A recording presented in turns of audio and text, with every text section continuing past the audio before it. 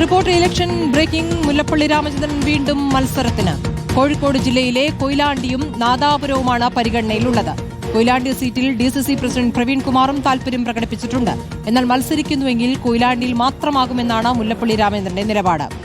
അർജുൻ കല്യാണ വിവരങ്ങളുമായി.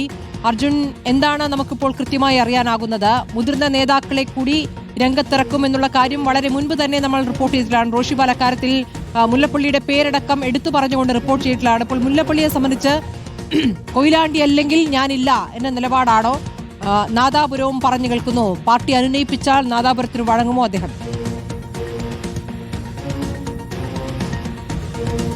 സ്മൃതി, തീർച്ചയായിട്ടും കോൺഗ്രസിനെ സംബന്ധിച്ച് ഭരണം, അതായത് ഇടതുമുന്നണിയെ മാറ്റി അധികാരം പിടിക്കുക എന്ന് തന്നെയാണ് ലക്ഷ്യം. അതിനുവേണ്ടി മുതിർന്ന നേതാക്കളും അതുപോലെ തന്നെ യുവാക്കളെയും എല്ലാം അണിനിരത്തിക്കൊണ്ടുള്ള ഒരു സ്ഥാനാർത്ഥി പട്ടികയാവും ഉണ്ടാവുക എന്നുള്ളത് നേരത്തെ തന്നെ പുറത്തു വന്നതാണ്.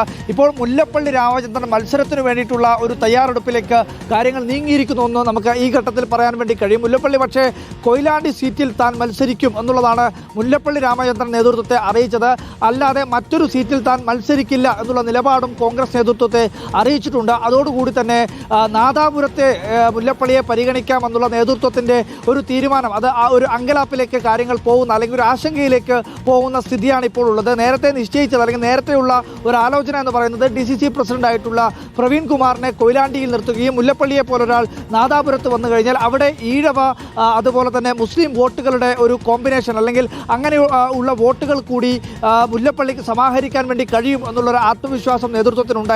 അതുകൊണ്ടാണ് മുല്ലപ്പള്ളിയെ നാദാപുരത്തേക്ക് പരിഗണിക്കാം എന്നുള്ള ഒരു തീരുമാനത്തിലേക്ക്, അല്ലെങ്കിൽ അത്തരം ഒരു ആലോചനയിലേക്ക് കോൺഗ്രസ് നേതൃത്വം എത്തിയത്. എന്നാൽ മുല്ലപ്പള്ളി ഈ തീരുമാനത്തോട് വഴങ്ങിയിട്ടില്ല എന്നുള്ളതാണ് നമുക്ക് ഇപ്പോൾ പറയാൻ വേണ്ടി കഴിയുന്നത്. മുല്ലപ്പള്ളി പറയുന്നത് കൊയിലാണ്ടിയിൽ അല്ലെങ്കിൽ താൻ മത്സരത്തിനില്ല എന്നുള്ള ഒരു കടുത്ത നിലപാടിലാണ്. ഇനിയിപ്പോൾ നേതൃത്വം അനുനയിപ്പിച്ചു കഴിഞ്ഞാൽ സ്വാഭാവികമായും ആ അനുനയ ശ്രമങ്ങൾക്ക് മുല്ലപ്പള്ളി വഴങ്ങുമോ എന്നുള്ളതാണ് ഏറ്റവും പ്രധാനമായി ഉയരുന്ന ഒരു ചോദ്യം.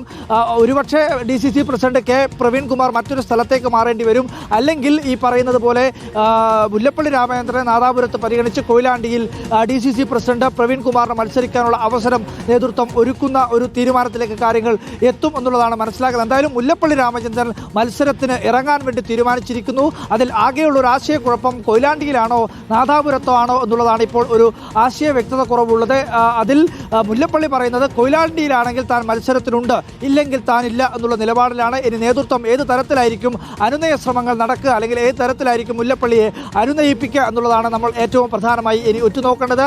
എന്തായാലും വലിയ ആവേശത്തിൽ മുതിർന്ന നേതാക്കളെ ഉൾപ്പെടെ അണിനിരത്തിക്കൊണ്ട് മത്സരത്തിൽ കളം പിടിക്കുന്നതിനു വേണ്ടിയാണ് UDF ക്യാമ്പുകൾ സർവ്വസജ്ജമായി രംഗത്തിറങ്ങിയിട്ടുള്ളത്. സ്മൃതി, ശരി.